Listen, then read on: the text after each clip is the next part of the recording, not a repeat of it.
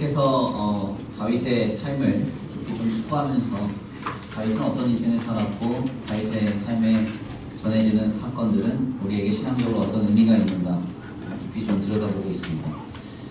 각 팀별로 잘 말씀 나누고 있죠. 잘 나눠주시기를 바랍니다. 그리고 풍성한 나눔과 교제가 있는 팀별 모임이 되시길 바라고요. 오늘은 사무엘하 11장 1절부터 그 이하의 말씀을 통해서 그대로 있을 때라는 제목으로 하나님의 귀한 말씀을 함께 나누고자 합니다. 인간이 언제 죄를 범하는가에 대한 실존적 연구 중에서 가장 탁월한 자료는 1961년 예루살렘에서 진행된 히틀러의 나치에 추인된 중령이었던 칼 아돌프 아이히만에 대한 재판 기록입니다. 특별히 그는 600만 명이나 되는 유대인들을 학살한 그 일에 관계한 일로 법정에 섰는데요. 이때 아이히만은 독일인 변호사인 세르바티우스를 통해서 자신은 주어진 일을 잘 처리한 것일 뿐이라는 주장을 했습니다. 자기는 그러니까 공무를 잘 집행했을 뿐이다 이렇게 주장을 했어요. 특별히 그의 주장은 이렇게 전해집니다. 제가 한번 그 내용을 읽어드릴게요. 나는 유대인을 죽인 일에 아무 관계도 없습니다. 나는 유대인이나 비유대인을 죽인 적이 없습니다. 이 문제에 대해서 말하자면 나는 어떤 인간도 죽인 적이 없고 명령을 내린 적도 없습니다. 다만 나는 내게 주어진 책임과 의무를 다하는 과정에서 부수적인 피해를 발생시켰을 뿐입니다. 네, 어때요?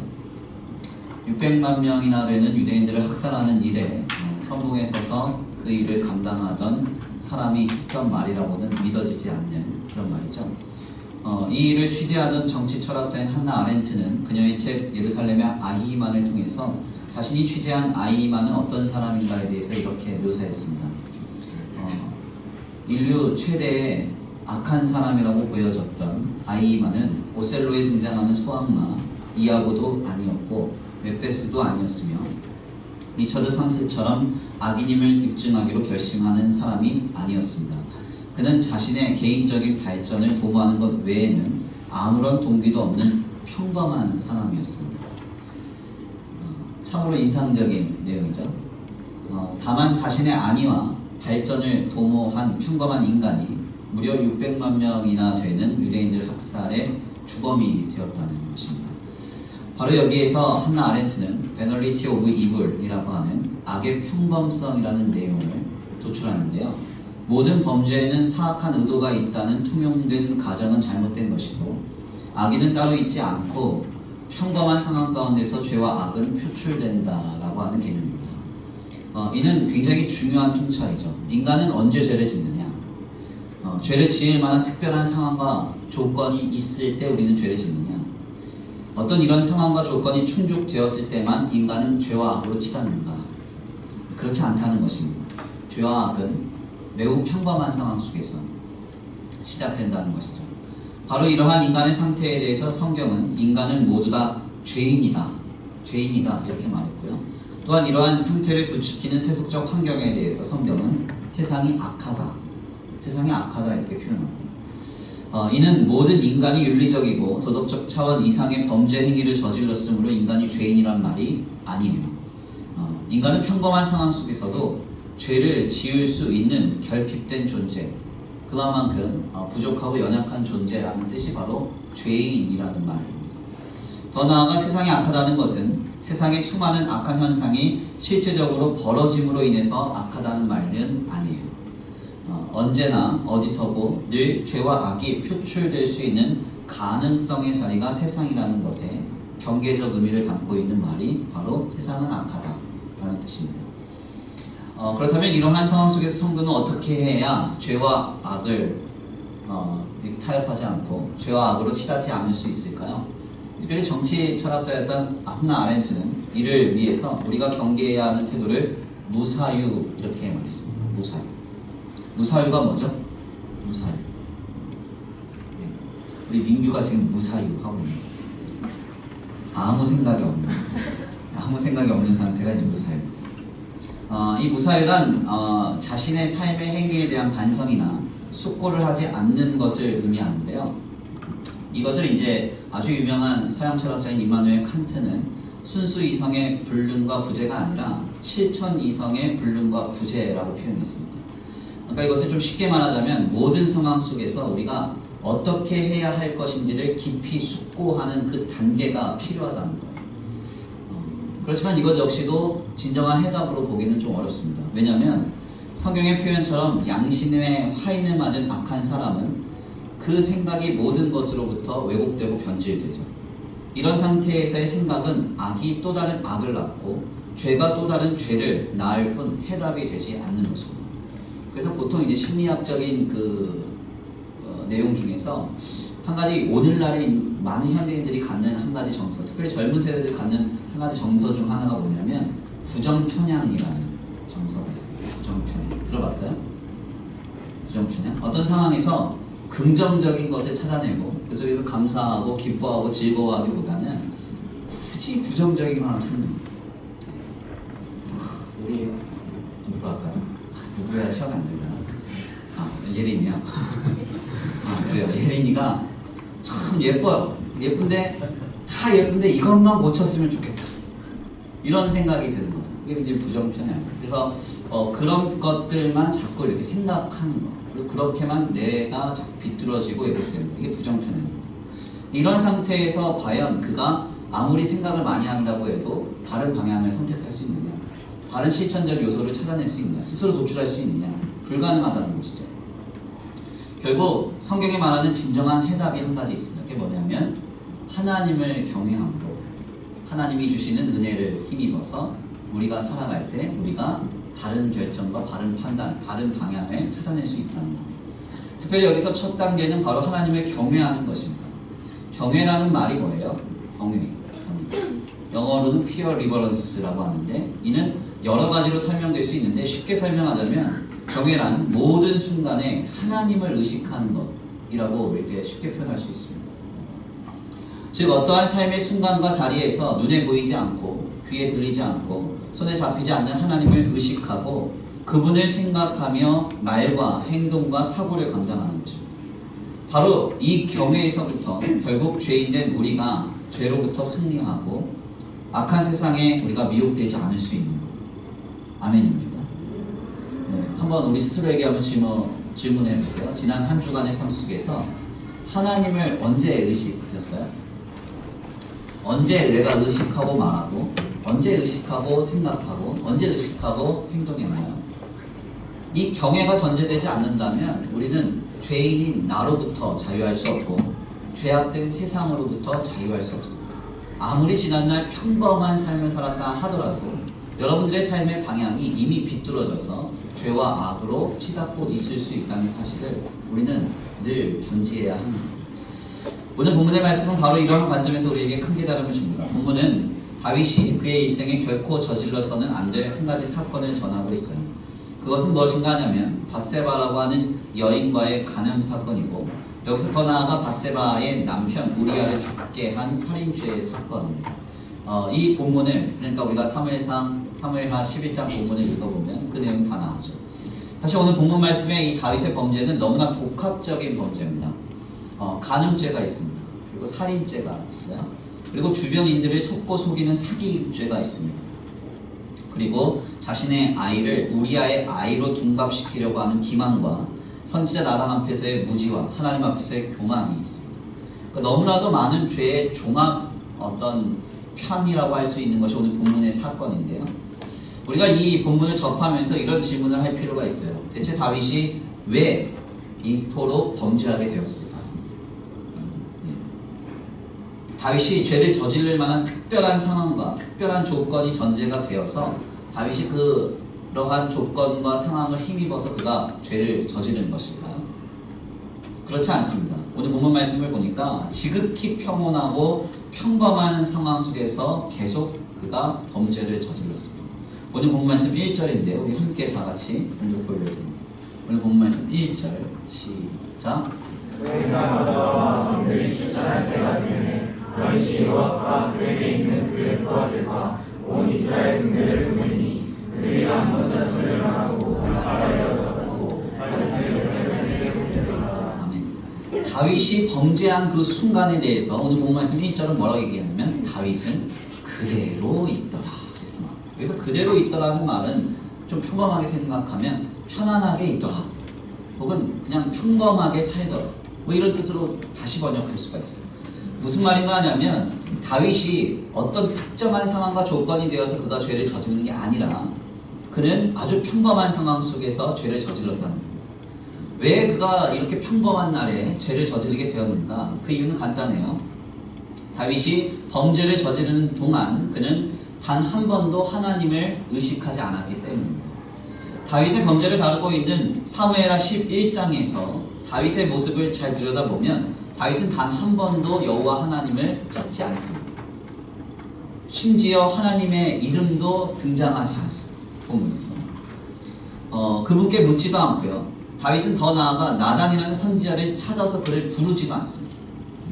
오죽하면 사무엘하 12장 말씀을 보면 주님이 이 일을 책망하기 위해서 나단을 다윗에게 보내셨다, 이렇게 말해요. 보내셨다. 여기서 중요한 점은 우리가 이전 말씀을 보면 사무엘하 7장이죠. 7장 말씀을 보면 다윗이 하나님의 성전을 짓겠다 이렇게 고백할 때 당시 나단은 다윗의 곁에 있었습니다. 다윗이 그냥 바로 나단에게 말을 했죠. 그런데 세월이 좀 지나서 사무엘하 12장 말씀을 보니까 나단이 다윗의 곁을 떠나 있으므로 하나님이 다윗에게 나단을 보내셨다, 이렇게 말씀드려요. 이것은 무슨 말인가 하냐면 다윗이 벌써 나단을 가까이 하지 않았다는 것입니다. 나단은 나비, 그리고 헬라어로는 이제 프로페테스라고 하죠. 주의 말씀을 대언하는 대언자. 그를 멀리했다는 것은 즉 다윗은 하나님의 말씀을 멀리했다는 것이고 다윗이 하나님을 의식하지 않았다는 것과 같아요. 이것이 바로 비극이었습니다. 여기에서부터 살인죄, 사기, 기만, 그리고 무지와 교만, 이게 파생됩니다. 하나님을 경외하지 않는 인간이 죄와 악으로 치닫는 지름길이 바로 여기서 나타납니다. 우리에게는 항상 예수 그리스도를 통하여 나를 구원하신 하나님이 의식되어야 합니다. 그때 우리는 죄와 악을 피할 수가 있어요. 아멘입니까? 그러니까 하나님을 의식하지 않고 내 생각을 앞세우면 그럼 당연히 죄인 거예요. 아멘입니까? 내 판단 앞세우면 당연히 죄지. 내가 다 맞는 것 같아요? 절대 그렇지가 않아요. 내가 다 판단하는 게 맞을까요? 그렇지가 않아요. 하나님 안에서 주님을 의식하고 기도하고 하나님이 원하시는 감동을 가지고 사람을 대하고 상황을 대하고 어떠한 형편을 대할 때 바른 방향을 찾을 수가 있는 것이죠. 제가 요즘에요 주변을 좀 지나다니다 보면은 알아보는 분들이 되게 많습니다. 그래서 막 인사해요. 혹시 우리 청년들은 지나가다 절 보더라도 모른 척 하세요. 서로 그게 좋아요. 가끔 이제 지나가는데 너무 크게 저한테 인사하면 제가 너무 깜짝 놀라요. 그 인사를 좀 살살 해주셨으면 좋겠는데 항상 누군가가 알아보니까 늘 어려운 점이 뭐냐면 조심하게 된다는 거예요. 행동, 말, 옷차림. 저번에는 한번 제가 무단횡단 했는데 우리 주일학교 학생 한 명이 목사님 무단횡단한 거 봤어요? 저한테 묻더라고요. 제가 그래서 얼마나 화가 나던지 그걸 왜 봤어? 말면서 아무튼 그래서 제가 이제 사실은 좀 편하게 입고 다니는 거 좋아하고 운동복 차림으로 돌아다니는 거 좋아하고 청년들 만날 때는 뭐 기본적으로 청바지 입고 돌아다니고 이러는데 이게 어려워요. 막 50대 이제 목사님처럼 하고 다녀야 되나? 양복 입고 2대8 가르마 딱 하고 안경 끼고 다녀야 되나? 저는 안경 끼는 것도 별로 안 좋아하거든요. 제가 초등학교 2학년 때부터 안경 꼈는데 제가 안경을 쓰던 그때 당시는 안경알이 엄청 두꺼웠어요.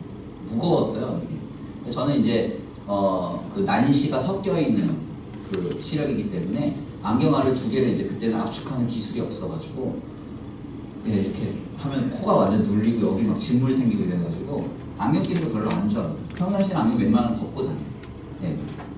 근데 이제는 뭐 다 알아보니까 50대 목사님들처럼 안경도 끼고 몸무새도 하고 2대8 가르마 하고 뭐 이렇게 웃지도 않는 건 마음이 어렵네요. 근데 아무튼 이제 그래서 막 알아보는 분들이 많거든요. 근데 여기에 주시는 은혜가 있어요. 그게 뭐냐면 실수를 하지 않게 된다는 거예요. 늘 누군가가 볼 수 있다 이렇게 생각하니까 웬만하면 딴짓을 하지 않아요. 정확히 말하자면 딴짓을 못합니다. 그래서 감사해요. 아예 천성교회 담임 목사 배지를 달고 다니까 이런 생각도 하고 있어요. 그럼 딴짓을 더 못하겠죠. 아무튼 하나님을 경외한다는 것은요 이와 같은 것 이상의 것이에요. 주님은 졸지도 않고 쉬지도 않고 보이지 않는 우리의 깊은 것까지도 감찰하시는 분이거든요. 사람은 속여도 하나님 속일 수 없습니다. 아멘입니다. 그래서 우리는 하나님을 경외할 때 바로 이 죄와 악으로부터 자유할 수 있어요. 그런데 여기서 중요한 점은 삶의 순간순간 하나님을 경외한다는 것. 쉽게 말하면 하나님을 의식하는 게 쉽지가 않습니다. 하나님을 의식하는 게 쉬운가? 결코 쉽지가 않아요. 쉽다고 하는 사람들은 거짓말입니다. 그럼 어떻게 해야 되느냐? 예수 그리스도를 통하여 나를 구원하신 하나님을 향한 구원의 감격이 있어야 하나님을 의식이 돼요. 아멘입니까? 이 감격이 없으면 하나님이 의식될 수가 없어요. 저는 이제 하나님이 우리를 구원하신 역사에 대해서 비유를 할 때 로마서에서 말하는 칭의의 의를 많이 이야기합니다.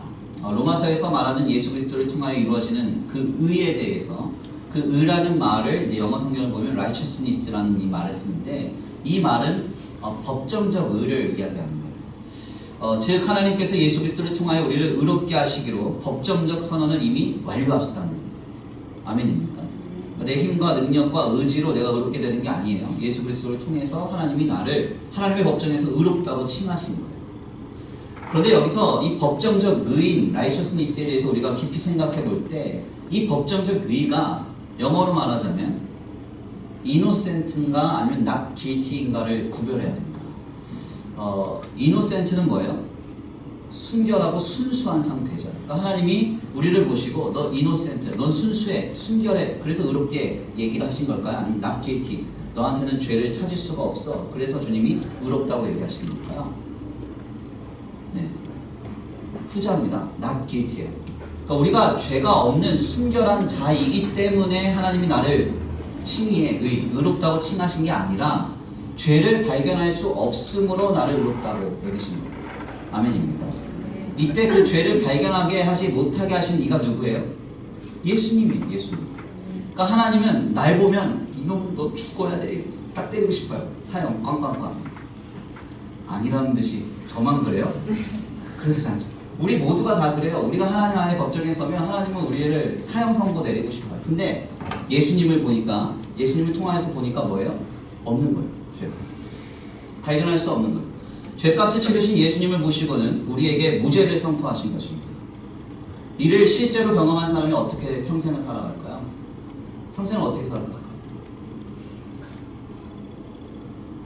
어떻게 살아가요?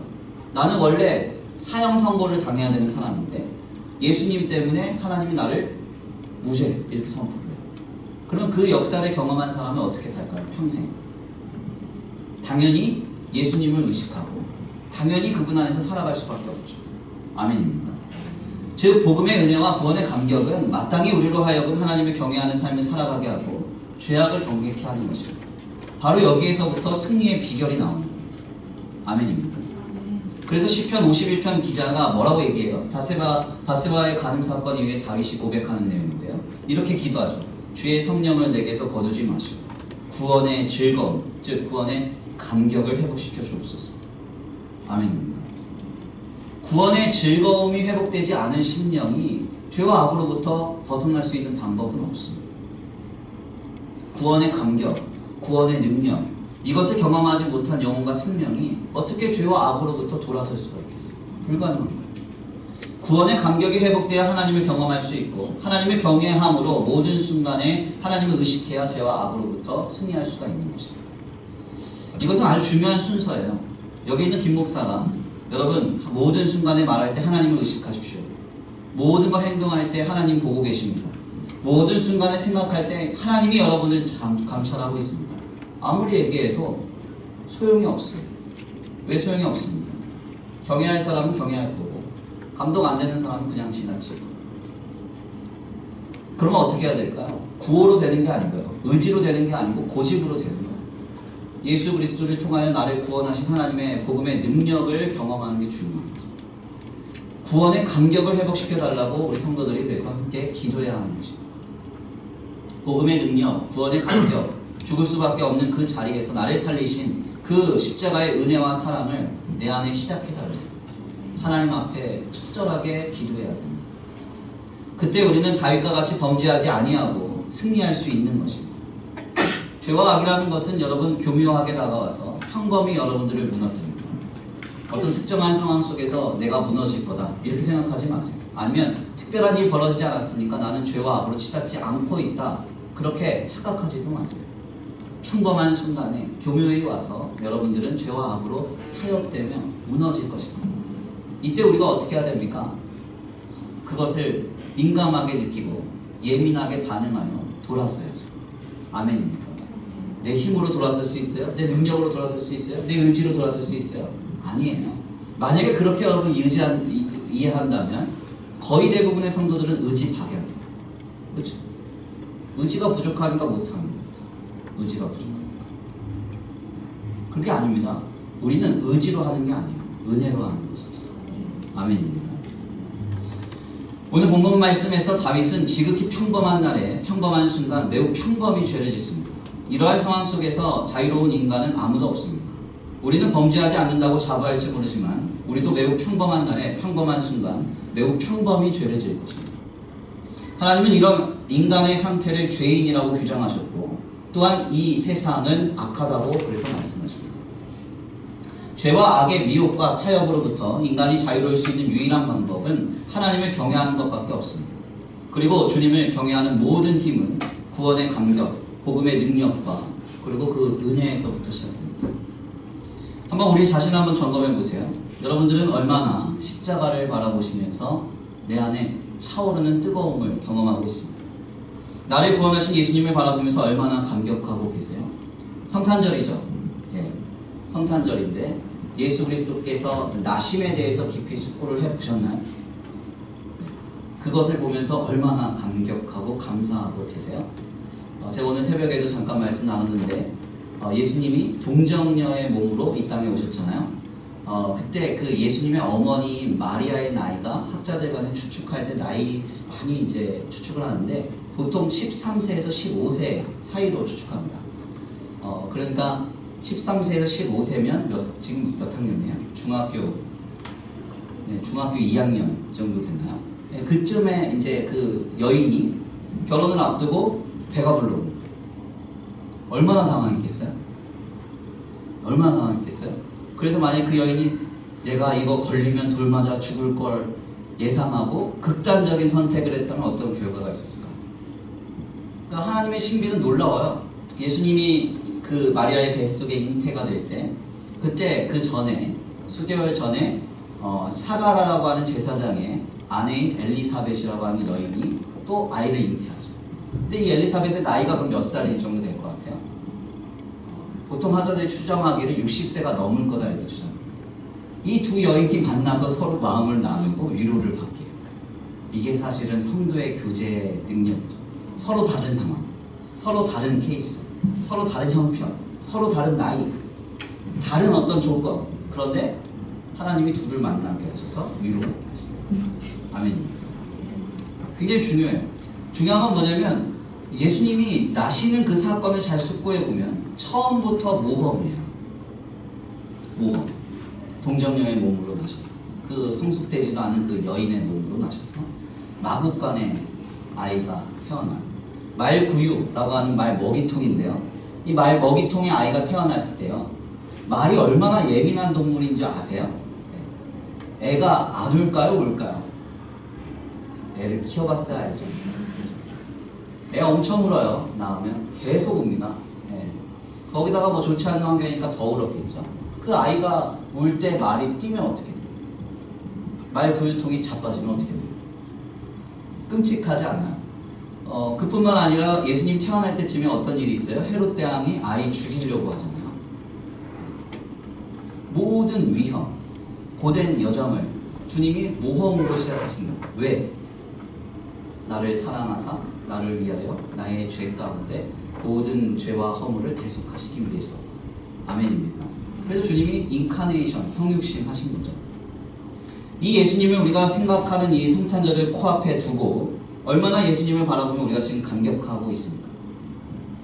사형 선고를 받을 수밖에 없는 그 자리에서 예수님 때문에 의롭다 여김을 받게 되었음을 경험할 때 우리는 얼마나 뜨거운 눈물을 터뜨리고 있는 거예요. 만약 이와 같은 모습이 없다면 우리는 결국 넘어지게 될 것입니다. 넘어지게 될 거예요. 어떻게 해야 될까요? 기도해야 됩니다. 여러분, 하나님 앞에 기도해야 돼요. 하나님 상한 심령을 회복시켜 주옵소서. 아멘입니다. 주의 성령을 내게서 거두지 마시고 구원의 감격을 회복시켜 주옵소서. 간절하게 기도하세요. 주님의 사랑이 내 안에 뜨겁게 다가오기를 원합니다. 아멘입니다. 이렇게 기도할 때 하나님이 은혜를 베풀어 주사 우리에게 찾아오셔서 역사하시는 그 주님을 만나게 될 줄 믿습니다. 그 역사의 주인공 되시기를 간절히 축원합니다. 우리 이 시간 다 같이 함께 기도 올려드립니다. 다 같이 찬양으로 결단하시겠는데요. 다 같이 이 시간 결단합니다. 그 사랑 찬송의 가사를 생각하시면서 찬양하겠습니다.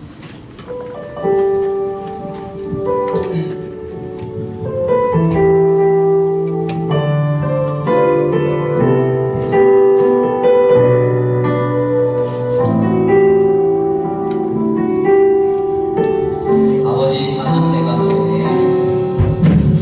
아버지 사랑 내가 노래해. 아버지 은혜 내가 노래해. 아버지 은혜 내가 노래해.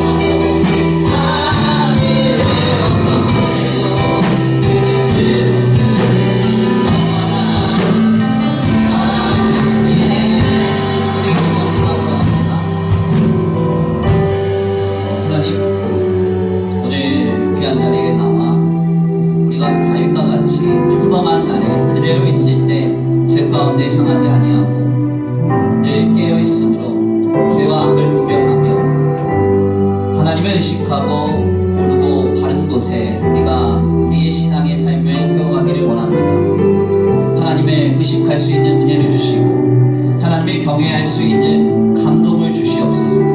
우리의 마음에 늘 예수 그리스도가 살아계심으로 인하여서 모든 상황과 조건 속에서 하나님을 의식하고 하나님을 발견하고 하나님의 느낌으로 주님을 경외하는 삶이 되어 죄와 악으로부터 승리할 수 있는 우리의 삶이 되게 하여 주시옵소서. 아버지, 이 시간 우리에게 함께하여 주시고 은혜를 베풀어 주시옵소서. 구원의 감격을 회복시켜 주시옵소서. 우리 이 시간 간구하고 소원하시면서 주여 한번 부르시고 손으로 기도를 드립니다. 주여 한번 부르시기 바랍니다. 주여.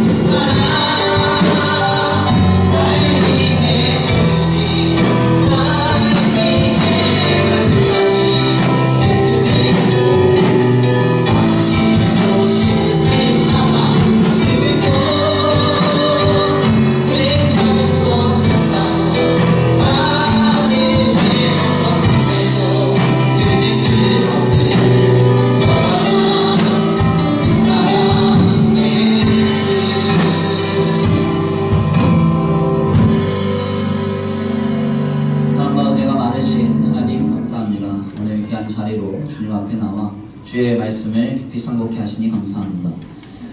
다윗이 하나님 앞에 범죄를 저질렀을 그때에는 특별한 상황과 조건이 맞아떨어져서 그가 죄를 지은 것이 아니라 매우 평범한 날에 평범히 그가 죄를 지었음을 목도하게 하시니 감사합니다. 주의 말씀을 가까이 하지 않고 주님을 의식하지 않는 상태였던 다윗은 죄와 악으로 미혹될 때 자신을 주체하지 못하고 결국 죄와 악에 넘어져 큰 범죄를 저지르고 맙니다. 하나님, 오늘 우리도 이와 같은 미혹과 상황에 늘 처할 때가 많음을 주님 앞에 고백합니다. 그 모든 상황 속에서 우리가 죄와 악을 끊어버리고 담대히 믿음으로 신앙으로 거룩히 설 수 있는 비결은 하나님을 경외해야 하는 그 일이 우리에게 선행돼야 함을 깨닫습니다. 하나님, 하나님을 경외할 수 있도록 내 마음과 내 생각과 아버지 내 중심을 주장하여 주사 하나님 주님을 향한 뜨거운 감동으로 우리의 마음과 생각이 가득 충만케 될 수 있도록 주님 역사하여 주시옵소서. 예수 그리스도를 통하여 나를 의롭게 하신 그 하나님을 목도할 때 내 마음이 뜨거워져서 하나님을 의식하지 않고서는 내 삶이 견딜 수 없는 그 역사가 있게 하여 주시옵시고, 예수 그리스도를 통하여 나를 온전히 성결케 하신 그 주님을 다시 한번 마음에 깊이 상고할 때 아버지 모든 상황 속에서 예수님이 떠올라 우리의 삶의 방향과 판단을 내릴 수 있도록 주님 역사하여 주시옵소서. 오늘도 귀한 예배 가운데 나와 주님 앞에 예물 드린 손길 위에 복의 복을 더하여 주시옵시고, 하나님께서 함께 하시며 인도하시며 역사하여 주셔서 이 예물이 쓰여지는 곳곳마다 영혼과 생명이 살아나고 하나님의 나라가 확정되는 역사가 있게 하여 주시옵소서. 특별히 기도합니다. 하나님, 이 예물 드려진 손길 위에 복의 복을 더하시고 하늘의 신령한 복과 땅의 기름진 복으로 덧입혀 주시옵소서. 도우시고 인도하시며 함께 하실 줄 믿고 감사함을 올려드리오며 사랑과 은혜가 많으신 우리 주 예수 그리스도의 이름으로 감사하며 기도 올려드립니다. 아멘. 이제는 우리 주 예수 그리스도의 은혜와 성부 하나님의 극진하신 사랑하심과 성령 하나님의 내주 교통하심이 오늘 귀한 자리에 나와 주님 앞에 예수 그리스도를 통하여 나를 구원하신 하나님의 그 역사를 마음에 깊이 새기고 모든 순간에 하나님을 경외함으로 죄와 악으로부터 상관없는 거룩한 삶을 도모하기로 결단하는 모든 성도들 머리 위에 이제로부터 영원토록 함께 있을지어다. 아멘.